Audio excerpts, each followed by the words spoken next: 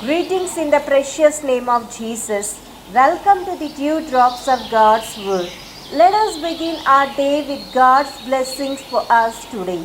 From the Gospel according to St. John, chapter 6, verse 11.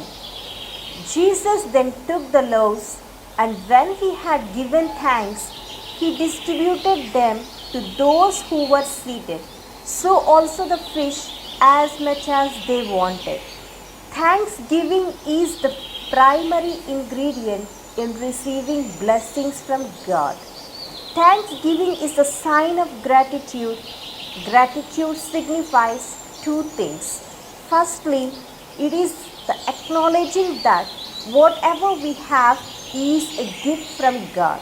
Secondly, it is seeking God's grace for perfection in our life. Jesus gives public thanks to God for the food, revealing the importance of acknowledging who provides everything and from whom blessing comes. People who neglect a close relationship with God forget to appreciate and thank Him for His daily, continual miracles in their lives. What about us? Do we thank God for all the blessings? Do we remember to thank Him before and after our food? You know what? When we say the grace before our meals with faith, Jesus will turn it into His precious body and blood. And remember, when we consume this consecrated food, it keeps us healthy and gives us strength to work for God and to remain for Him. Jesus is teaching us to give God whatever we can and to give Him thanks for whatever we receive. Remember the poor widow who offered 2 coins to God. Christ acknowledged that was the most favorable offering. Whatever we have is from His love and favor, but He requires first our willingness to give Him.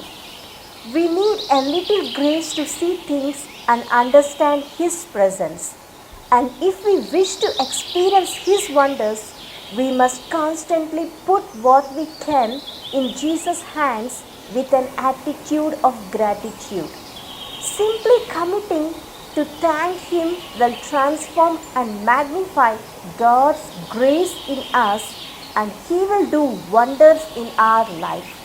Even the little we have will give us immense joy, and His grace will multiply our happiness. St. Paul writes, because although they knew God, they did not glorify Him as God, nor were thankful, but became futile in their thoughts, and their foolish hearts were darkened. Letter to Romans chapter 1 verse 21. Ingratitude makes our lives futile.